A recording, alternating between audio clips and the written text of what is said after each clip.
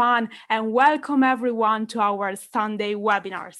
Now, it's my great honor to introduce you our District Director, Gerard Mannix. Ladies and gentlemen, Gerard Mannix, our District Director, the stage is yours. Thank you. Good evening, Gaia. Thank you so much for always that hearty, warm welcome you give me and all our audience. Today is a real special day that we have our international president, Mr. Peck, with us. What an honor.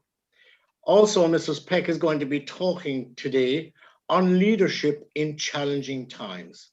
Many of us realize and know what that means today. I'd like to pay a great warm welcome to all the members in District 71 who are with us today and members beyond our district, a Céad Míle Fáilte, which means 100,000 welcomes in Irish. A welcome to our area directors, division directors, and also to our district leadership team. We're delighted to have Teresa Jukes, a past District 71 director and a past international director. Ted Corcoran, one of our own, a past international president indeed. And then we have Pat Johnson, our region number 10 advisor. And especially, we're very warmly welcome Richard Peck. Now, I'd like to hand over to our public relations manager, Elizabeth Jordan, who will introduce Mr. Peck. Thank you, Elizabeth. Thank you, District Director, members of the DLT, distinguished guests, and fellow Toastmasters. It is a huge honor for me to be introducing our special guest. I have stalked this man around the globe. I've seen him in Africa, in the Caribbean, in the US, all over the world. But tonight, there's no need to stalk him. He has come to us, and we are truly delighted and honored. His CV is amazing, as one would expect. He spent 30 years in the corporate world, AT&T, managing high-performance teams to deliver multi-million-pound technology projects. Very civic-minded, as we would say, has been the president and area governor of the Lieutenant Governor of Kiwanis International, has worked with the Lions, is involved with the Catholic War Veterans and with the City Council. So very, as I said, civic-minded. Most interestingly, he is a professional racing driver. And when he's not doing things for Toastmasters and so on, you can find him on the track, either driving his racing car or spectating. And we hope to hear more about that tonight. He is a Toastmaster of long-standing. He belongs to 2 clubs in Connecticut. And as I said, tonight, he's here with us to inspire and encourage us at a time when we need it the most. So please help me give a very warm D71 welcome to our international president, distinguished Toastmaster, Richard Peck. Hands together for Richard Peck. Well, thank you, Elizabeth. Thank you, Elizabeth. Can everyone hear me okay? Yes. Isn't it strange that we have to keep asking that question wherever we are? Or the phrase of the year has become, "You're on mute." Who would say that this has been a challenging year? Show your hands. Yeah, a little bit difficult, a little bit unexpected from what we thought we were going to be doing, where we thought we were going to be. But what's been amazing to me as I watched the leaders around the world is their fortitude and their resilience, their willingness to try new things.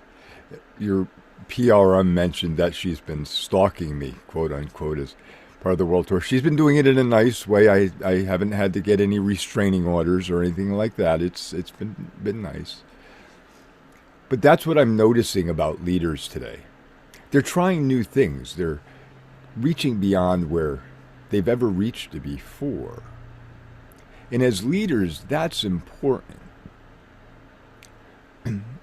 Before this year, we would often hear a leader say, we're going to do it this way because we've always done it this way. Well, on March 11th, 2020 was a historic day in the world. It was my 57th birthday. Oh, no, that wasn't it. That was just a local celebration. It was actually the day that the CDC declared COVID-19 a global pandemic. And at that point in time, everything we had always done became irrelevant. We knew that we were communicators. We knew that we were leaders. We knew that we were there to help and support each other. But how we had done it went out the window. We realized quickly that we needed to be separated, that we needed to be isolated. Now, in an organization like ours, with leaders like you, that is the hardest thing to have to do, to be separated. When you want to be there to lift someone up and encourage them, when you want to give them that pat on the back, that handshake, that high five. Word of wisdom, leaders, do not high five your laptop. It doesn't like it at all.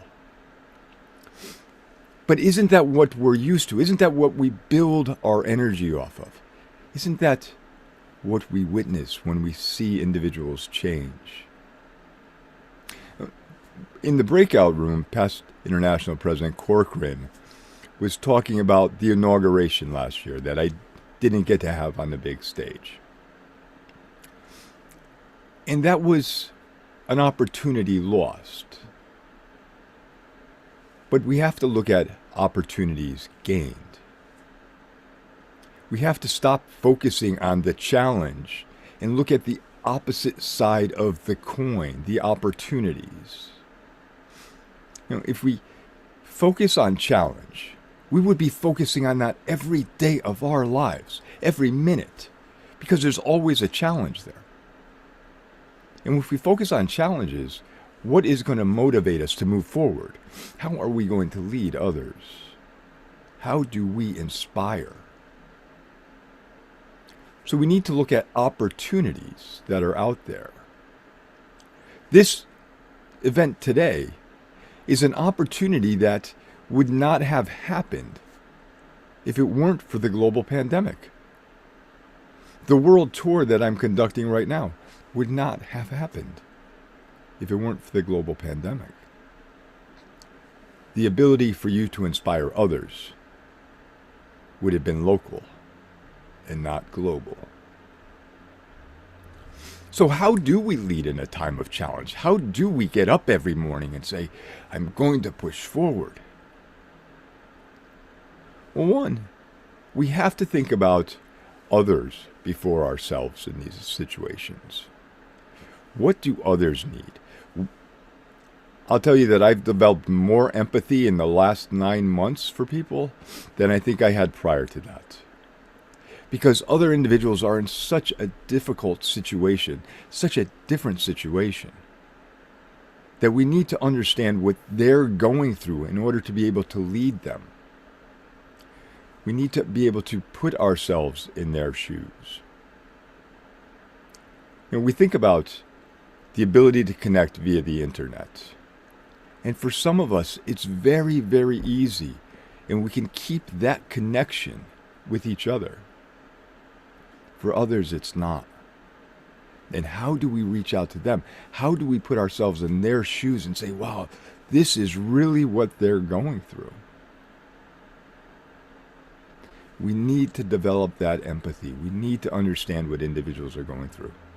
I've had to put myself in your shoes as leaders to understand what you're going through this year, as district leaders, as club leaders.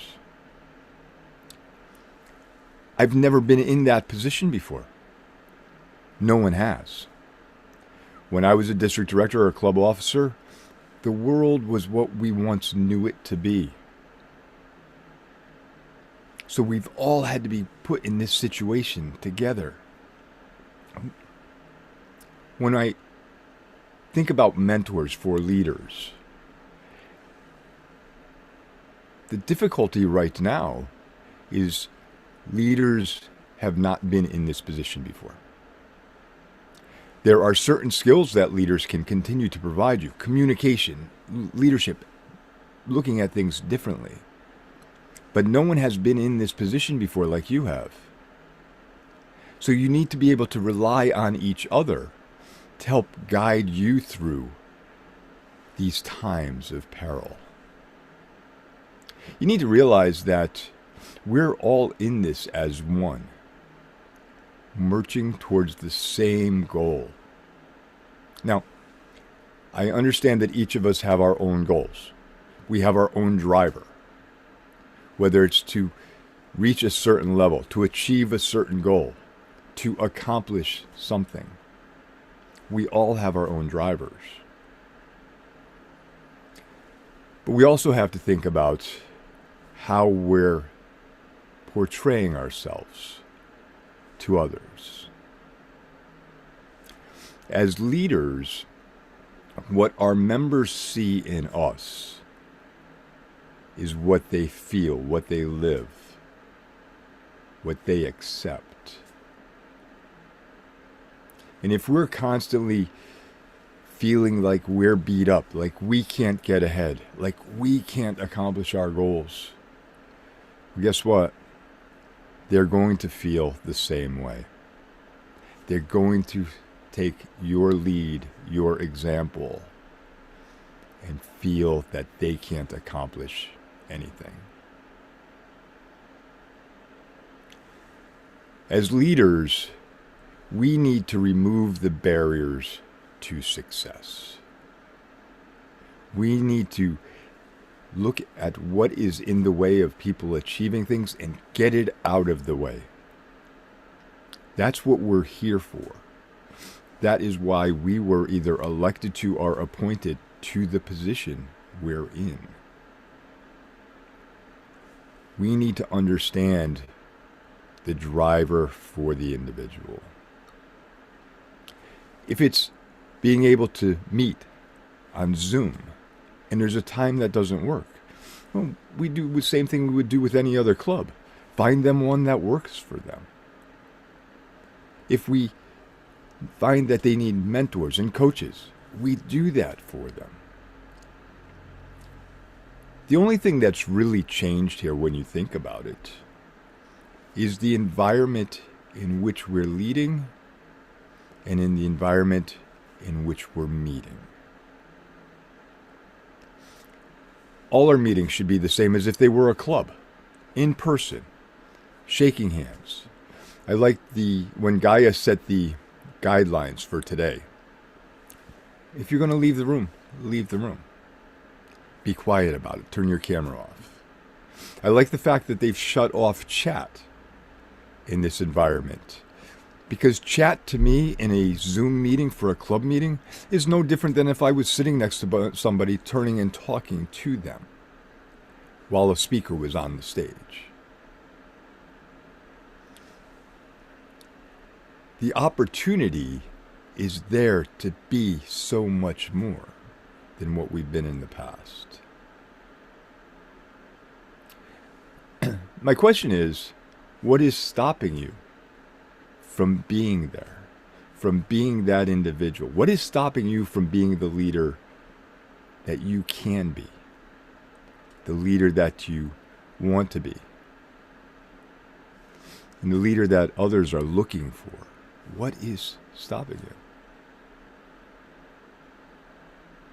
That's a hard reflection to take. I understand that. Because as leaders, we often think that we're doing everything right. We often think that we are our best self. That's not always the case. And we need to rely on others to help us get there. I'll tell you a personal story about a very hard awakening that I had in leadership. One that took me some time to comprehend. It was 2016, and I know past President Corcoran will remember this time. It was the longest business meeting I think we ever had in the history of Toastmasters. I was running for second vice president. Was anyone else there besides Ted and myself? I see Basha was there and Gene Gamester was there. There were 6 candidates for second vice president. I was one of them. And as the election went on, people were coming off the list. On the second to last ballot, I dropped off. Deepak Menon would eventually go on to become our international president. But I was caught off guard that I had actually lost this election. And I sat in the cafe afterwards going, how could I lose? This is impossible. How did this happen? I had never lost anything before. I had never lost any election before. District leader, club officer, director, never lost anything. This was impossible. Obviously, from the United States, the votes had to be wrong. It needed a recount. You know what I realized at that point, after sitting and soul searching, was that I had never won anything prior to that. See, when you're not competing against yourself and being pushed by others to do better, you always think you're in that best position, that you have the most skills, that you are on the top of your game. And because I had never been challenged before, I had never pushed myself. I had never tried to do more than what had gotten me to the position I was in. That's a tough pill to swallow when you think about it. And as leaders, we're in a tough position right now because we're being pushed by something that we can't control, something we can't see. But what's interesting about this is that you're going to come out of this stronger. You're going to come out of it wiser. And guess what? You're going to come out of it as the mentors for the next group of leaders behind you with a skill set that they're going to need. A skill set that no one before you has had, and likely that everyone after you will need. Excuse me. We also need to think about the situation that we're in that it's constantly changing, so we have to constantly change. And we've had lockdowns and lifts and lockdowns and lifts. And just when we think we're getting ahead, something else gets in our way and stops us.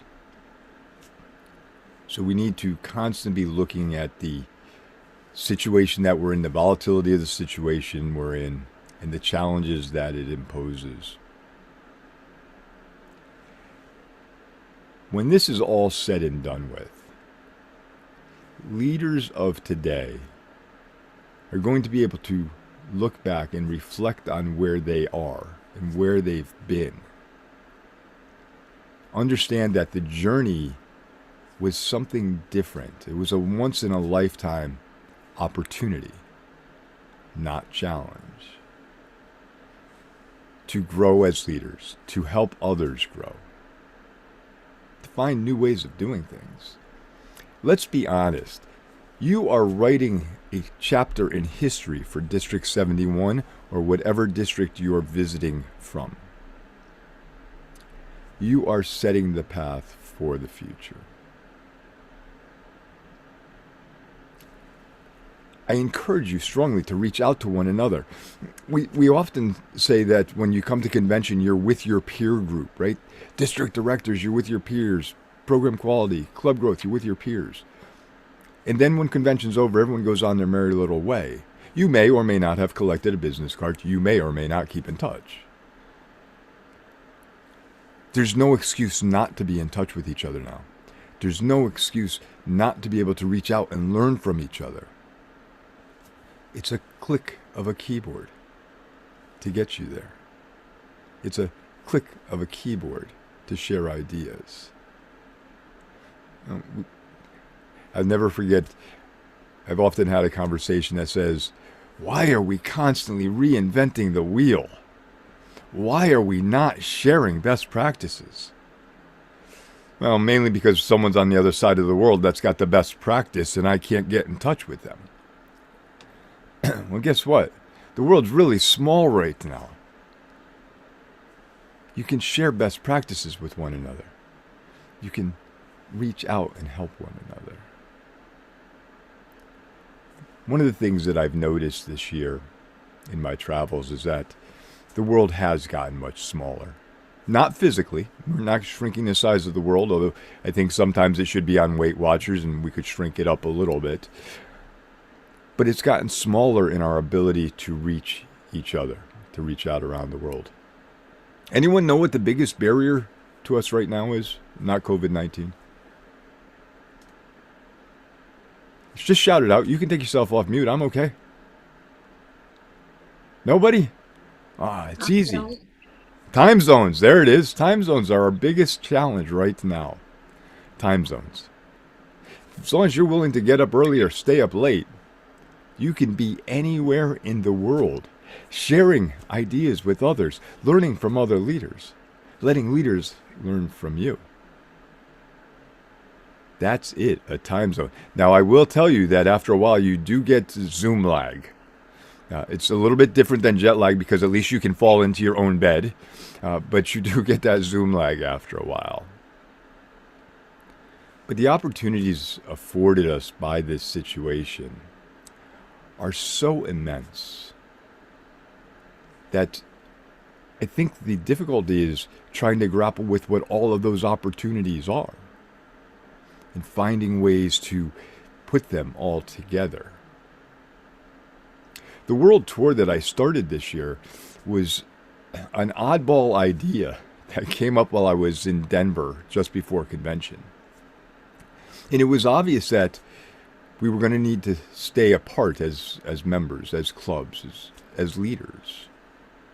As Ted knows that one of the things that the international president usually gets an opportunity to do during their term is travel to visit district leaders in other parts of the world, at mid-year training, at district conferences. That was not going to happen. We knew that this year. So how could I still be connected to our members? How could I learn what they need? And the world tour came up. And that was to visit 146 clubs in 145 countries. Now, some of you are good with math and know that there's one more club than country there. And I see Jan is shaking his head, so I know he's watching it. There's one, we're going to visit one club, we've already done it, that was a totally 100% online club, so not associated with any one country. But not only just visited them, because any of us could visit any club. All we have to do is find the Zoom link. But to participate at those clubs. So give pathway speeches, get evaluated by members, be a general evaluator, table topics master. Really become involved with the clubs, with the members. As a leader, the one thing I know that is, if I'm going to lead people, I need to understand them. I need to know what is going on in their lives, in their minds. And to be at that grassroots level is how we do that. As leaders, that's how you do that. Get involved, be involved, stay involved. And we know it's difficult this year. I think we've heard more issues with conflict and unknown amongst leaders this year than we've seen before. And I think that's because we're not spending enough time talking with one another. It's way too easy to hit that red leave button at the bottom of the screen and walk away from a conversation. It's very hard to walk away from a conversation in a hallway. So we're missing some of that opportunity. So I would encourage you as leaders to take that opportunity to communicate more, to spend more time talking with your teams, to spend more time talking with your members. You know, when you think about it, when is the time that you as district leaders or club leaders got together with the members of your district to speak to them, to interact with them? Your annual conference. This year, most annual conferences are being done online.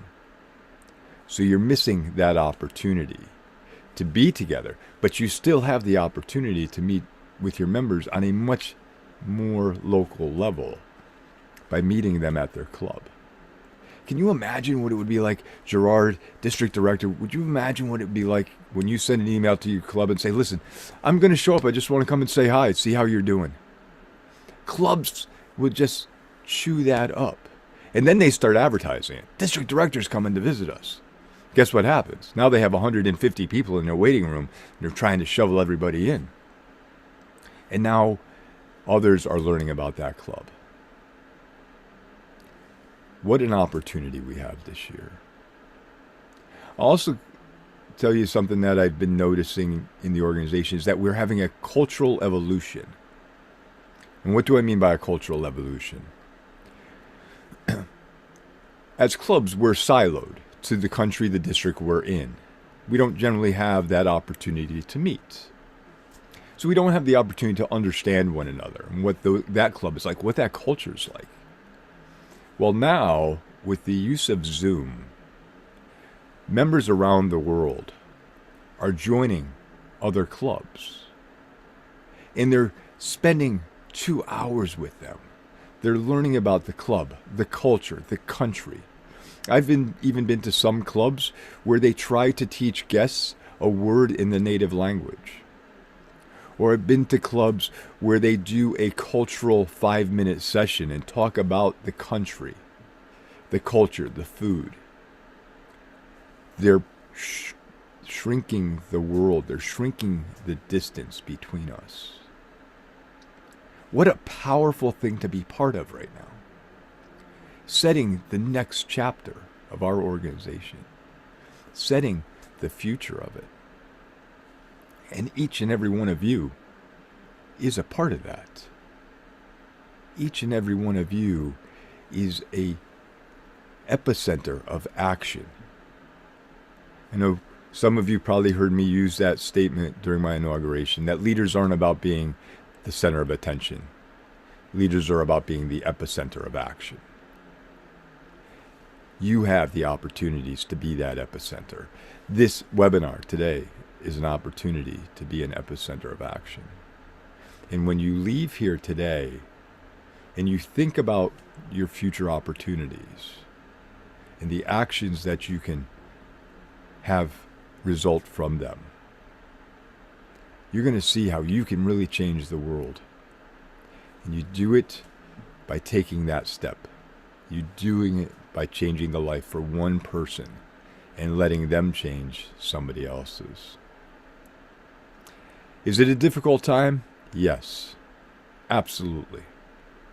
Is it overwhelming? Sure, sometimes it most definitely is. Is the world going to continue spinning tomorrow even if you try something and it doesn't work out? Yes, it will. And guess what? We're all going to be here for you. We're all going to be here to continue to support you. Try something new. Try something different. Be bold. Be brave. Can't do what we've always done because we've never been there before. We've never been in this situation. Textbook went out the window. Write your history for you as a leader in your district and start your legacy of leadership. We are going to get through this. We're going to be wiser. We're going to be stronger. And all of us are going to get together at a pub sometime and reflect on the stories of what we did, what we accomplished. And when those future leaders come up and say, oh, I can't believe how difficult it's been this year, you can go back and say, Yeah, you should have been there in 2020, 2021, and then we can talk about difficult. It's been a pleasure to be able to spend time with you today chatting. But as many of you know, there's a question and answer session here, and for me, that's the most important thing, to be able to listen to you and address your questions to the best of my ability. I'd like to turn the meeting back to our chat monitor, Steve Campion, and begin the Q&A session.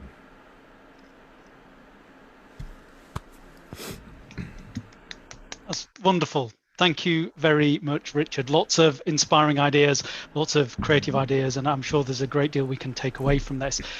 Unsurprisingly, I've had a steady stream of questions from our participants in this webinar this evening. So thank you, first of all, for everyone who sent me a question. Richard, thank you in advance for answering them.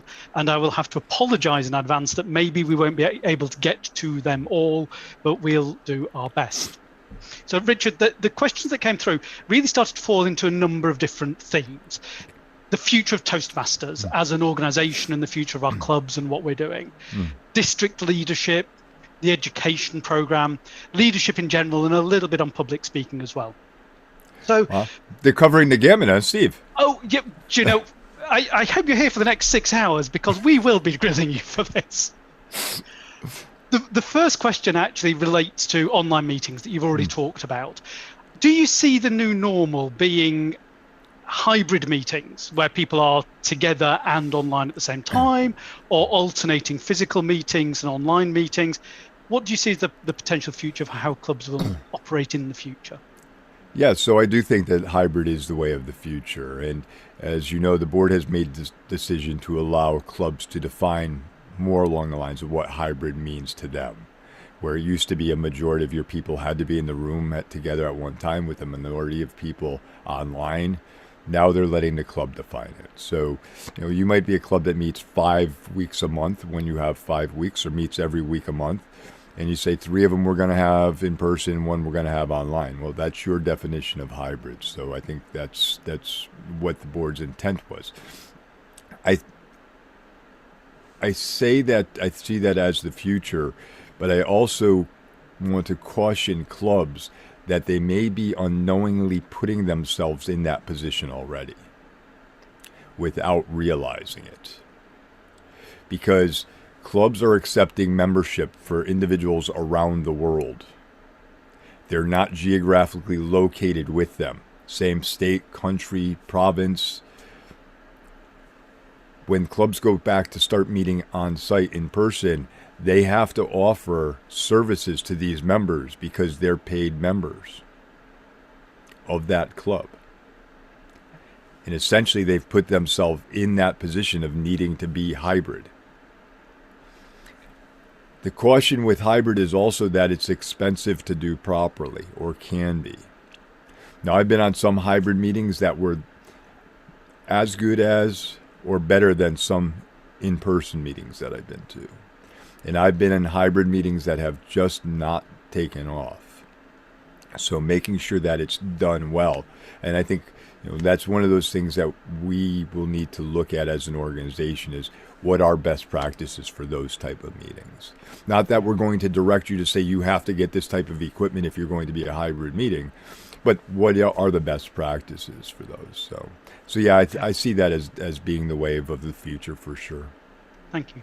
No, thank you. And also thank you for pointing out that clubs can define their own version of hybrid. I know I can speak from personal experience that I'm a member of clubs that now has international members, and it brings great things to the club. But as a committee, we're also starting to think about how are we going to do this in the future. So it's good to have that. Thank you. So on a slightly different note, but once again, with an international flavor, how have your international travels influenced your presidency, do you believe? I've had to write a lot more speeches than any president before me, I think.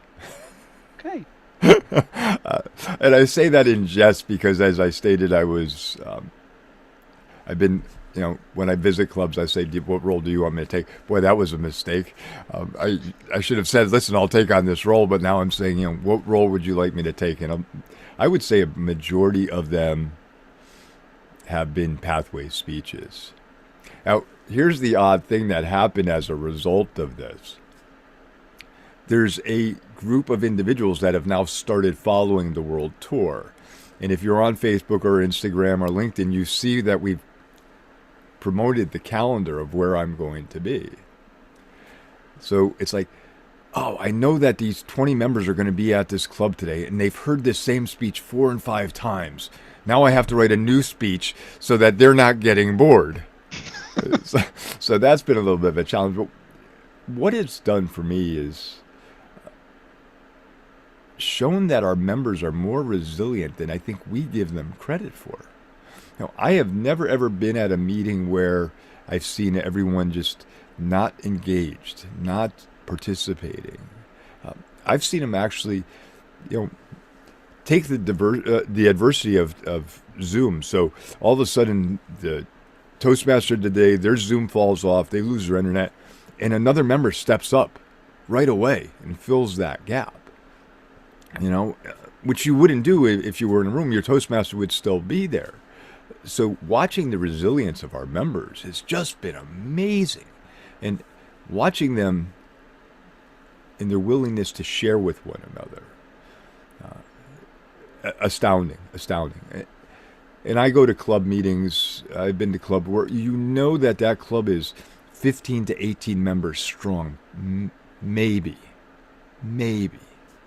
So at their in-person meeting, they're not having everybody there. They've got 75% of their members are there. And I look at the participant window like I'm looking at this one here, and it's 100 and 120 people. That's an amazing thing for me to witness. That tells me that our members and our philosophy of encouragement and support is the heart of what we do. Because not only do those individuals show up just to show up, but they take on roles. So they'll participate in table topics, or they'll take on some other role. And just astounding to watch. Absolutely agree. And you get more people coming to meetings and people visiting each other's clubs, as you've said. It's a great opportunity to learn from each other and see things with other people. So a slightly different question, but about the future of Toastmasters as well. Has Toastmasters decided to downgrade the importance of the international speech contest and the speaking events in favor of more leadership and leadership development? Oh, I don't think that the speech contests are pretty much at the heart of our organization. I think especially the international speech contest, as you know. I think there's a perception of that only because of the environment we're in right now and how we address that, right? So is speech contest online the same as speech contest in person? Most people would say no, but I think when I watched Mike Carr and the World Champions last year, they have proved that you can present on Zoom just as well as you can present in person and try some new things. So no, I would not say that we're downgrading it. I would say that there's a perception of that based on the situation we're in. And I know that when we said we want contests held online this year, there was a little bit of an uproar about that because some people want to have that in-person event where they can have those contests. But the board's responsibility is to keep people safe, regardless of what you think you want to do. So that's why we've essentially mandated that you do them online this year.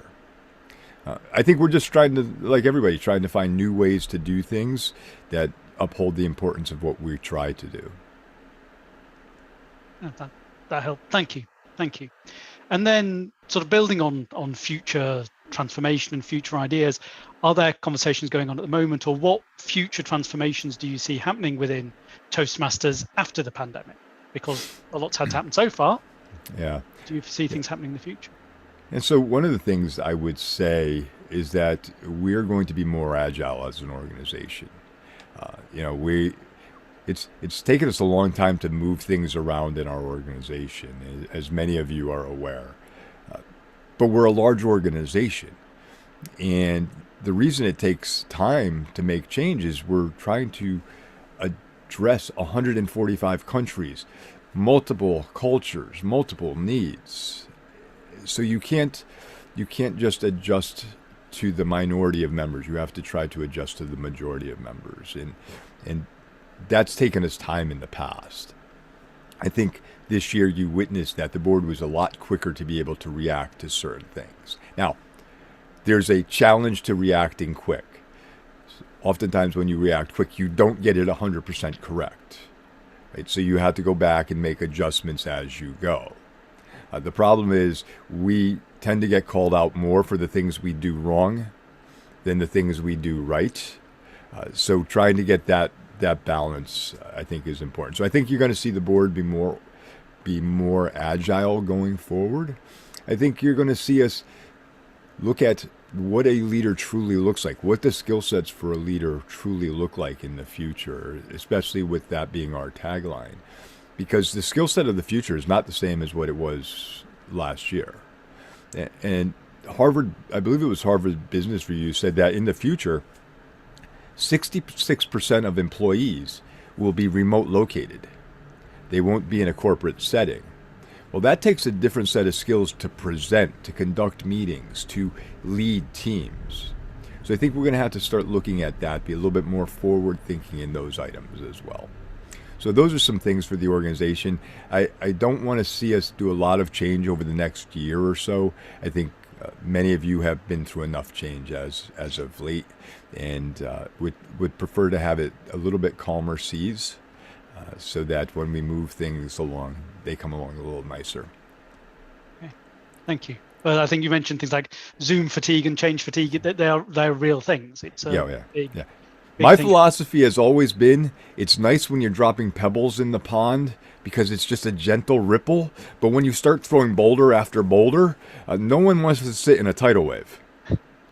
It's a good point. And that brings me on to the topic of district leadership, actually. And maybe another big boulder is something like the district recognition program that's been pretty much the same for a little while. Do you think that that's still relevant in today's world, and how relevant do you think it'll be in the future with all those potential changes that you're talking about? Well, we've mentioned in the past that the board is looking at a change to what that looks like. There's been some discussion about that in our open forums at the convention. Whether what we were talking about at that point in time has as much relevancy as it did 2 years ago, or whether it needs to be tweaked a little bit more, I think it remains to be seen. But the district recognition program is a driver for some people. It's a motivator for some people to be able to have that accomplishment. So I think it's relevant. It recognizes individuals. It recognizes it's a dance, because it recognizes leaders who have guided their district to a specific point in time, right? That level. The problem is, it's the members that got the district leaders there. So making sure that the district leaders, when they're recognized, realize that they need to recognize their members for getting them there, that without their members, they wouldn't have that opportunity. So there's always been that challenge as to how to make sure that the recognition is done properly. And as you saw, last year, we came up with, it seems like last year it's only a few months ago, but the organization allowed districts more recognition opportunities for members within the district.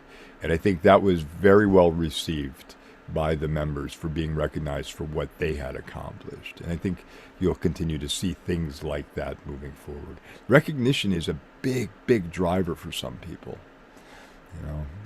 For others, not so much.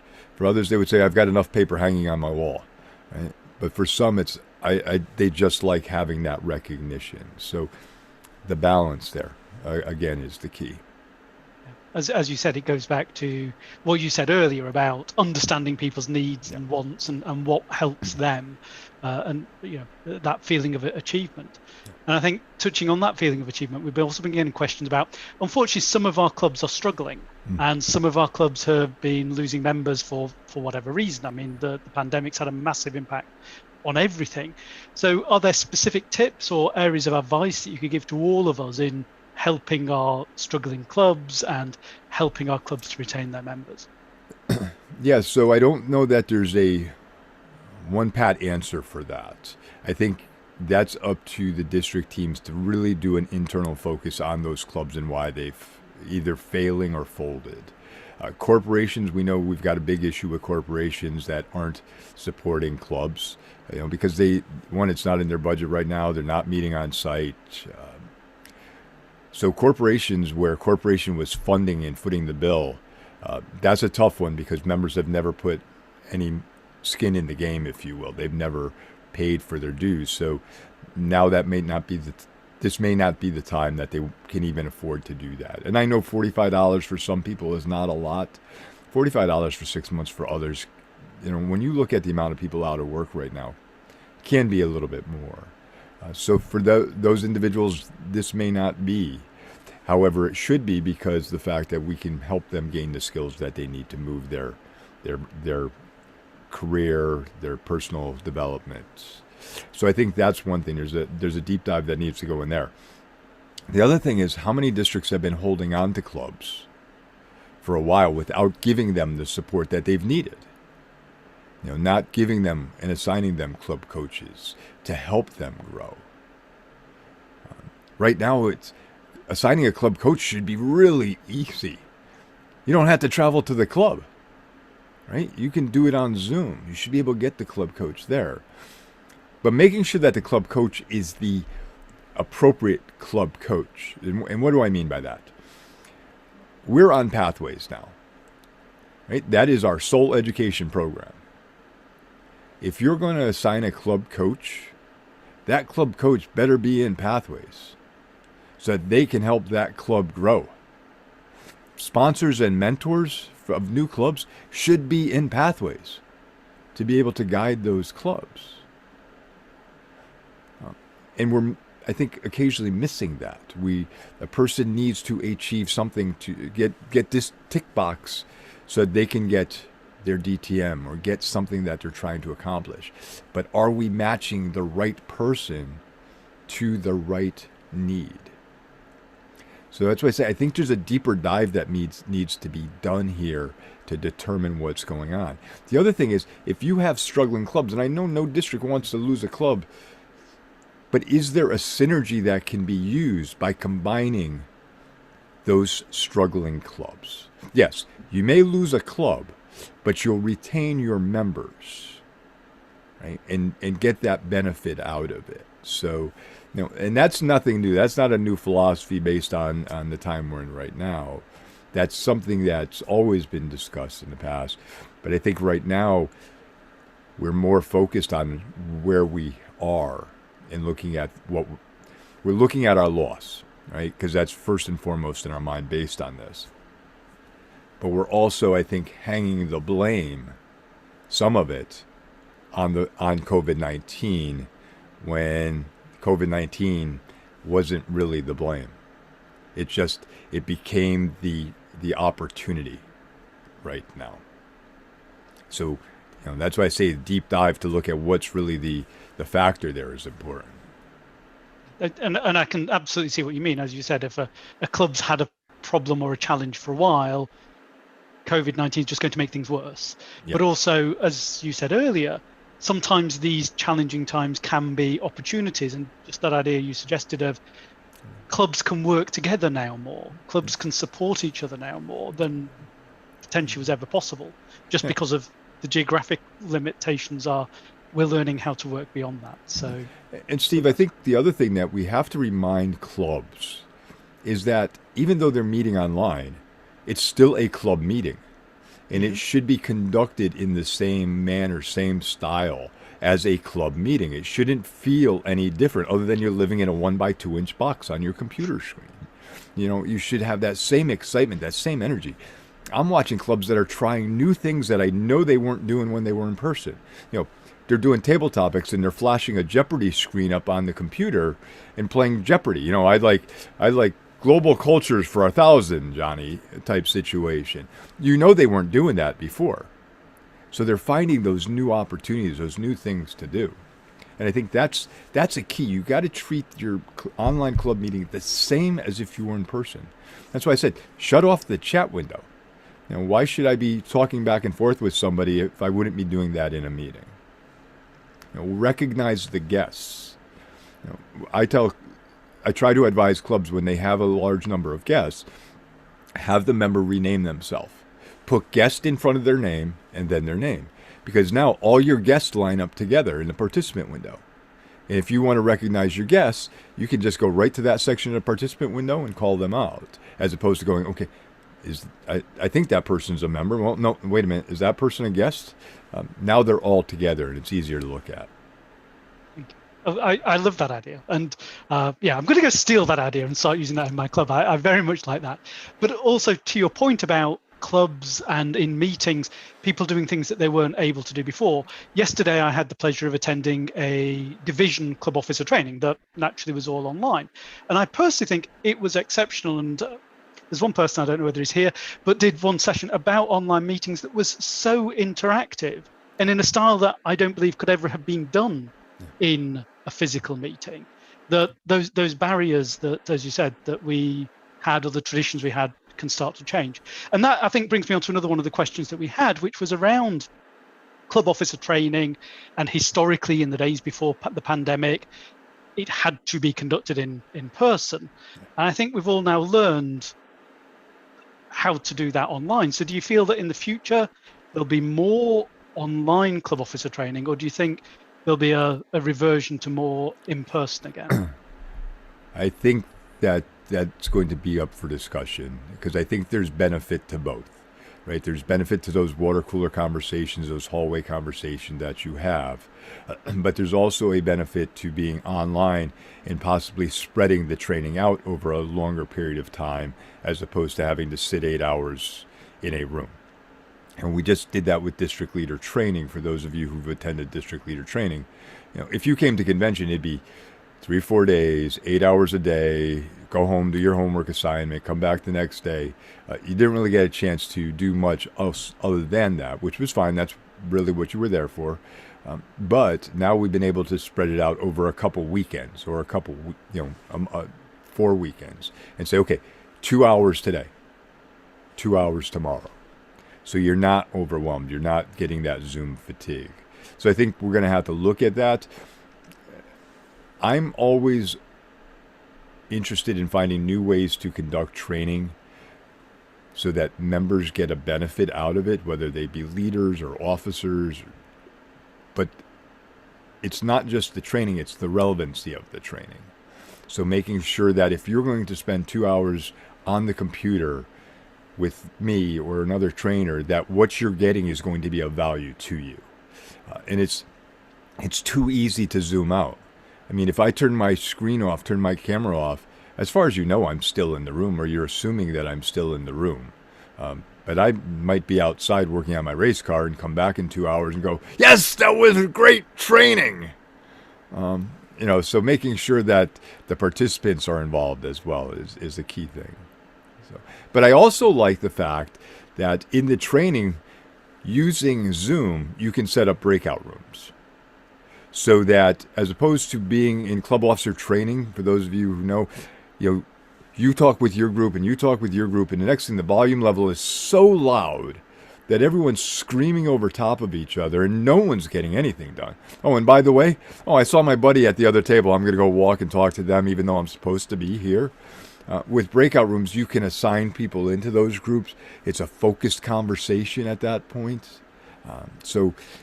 Again, it needs to be looked at, but I would think that there is some value in it. Okay, thank you.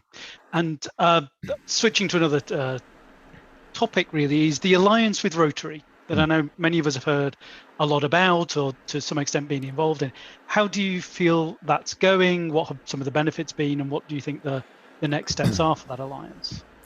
I think it's going fairly well. I think it's still in its infancy. People trying to figure out the best way to work within the realms of that. It's a club level, grassroots style movement where our clubs are reaching out to Rotary and seeing how they can help their members provide evaluations for their Rotarians, going and speaking at Rotary meetings so they're getting some additional speaking skills, inviting Rotarians to their clubs to speak, talk about some of the projects that they're going through. So I think it's still in that infancy, still trying to feel it out stage. I know that we've spoke at the Rotary Convention and talked about the Alliance, what the Alliance looks like going forward. I don't know that there's anything, any major changes outside of what it currently is that are on the horizon. So I think it's just being at that club level. There's been some question about what are the programs that were delivered to Rotary, and we don't have access to their learning management center, just like they don't have access to ours. So the way they would find out about ours is go to the Pathways page and look at Pathways. For us, we can go to the Rotary page on Toastmasters International, and it lists all the programs that we have built for them. Not the levels that are within them, but talks about what those programs are for them. That's useful. Thank you, and thank you for sharing that, because it was a question in my mind, and in having conversations with people in Rotary, what have they already been exposed to and have opportunities for. So I'm very mindful. As I said, I would love to speak to you for the next 6 hours because we still have lots more questions, but I'm also aware that we have limited time. So for my part, Richard, I have to say thank you very much. Thank you for answering the questions so well and so fully. Apologies to everyone whose question we didn't manage to get to, but now I have the pleasure of handing over to our past international president, Ted Corcoran. So Ted, are you there? Yes, Steve. Thank you Mr. President Richard, you are very welcome to District 71. Your time with us is very much appreciated.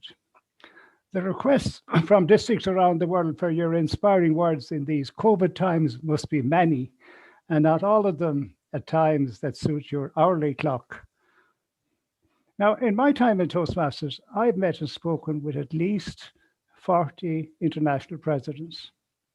Not one of them has ever faced a crisis so wide and so deep as you, the international president, the board, and Toastmasters staff have faced in this Toastmasters year.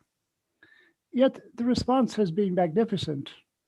Timely and meaningful decisions were quickly made, the most recent being the cancellation of the International Convention scheduled for Nashville later this year. Members and clubs throughout the world have taken their cues from the top by embracing virtual meetings, as if Zoom meetings were what we did all our lives. A very important aspect of leadership is nimbleness, or the ability to adapt quickly to fast-changing events or situations.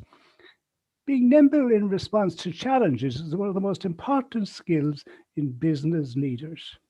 And this is how every level of Toastmasters has famously responded. As Charles Darwin said, it's not the strongest of the species that survives, nor the most intelligent. It's the one that is most adaptable to change.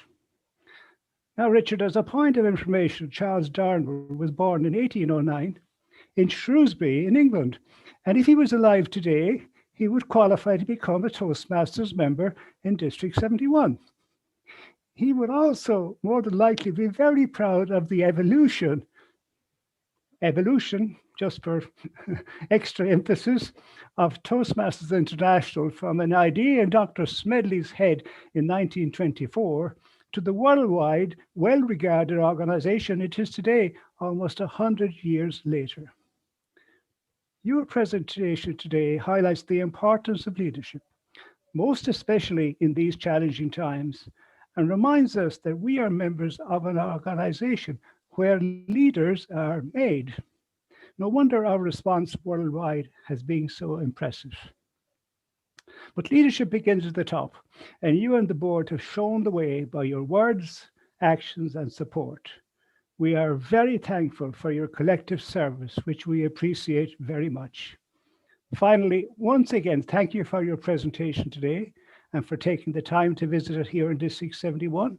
We wish you and the board every success in the remaining months of your presidency. And of course, for you personally, safe travels back to Connecticut. Back to you, Steve. Thank you, Ted. I think it's actually Gaia next. Yeah, thank you, Steve, and thank you, Ted. Buonasera. Grazie, Ted. Sei And- benissimo. Buonasera. Buonasera. Buonasera. And I would just like to hand over to Gerard, our DC director, for the final closure. Richard, it's been a massive honor. Thank you for that. And Gerard, the stage is yours. Okay, thank you very much indeed, Gaia, for your introductions and handover.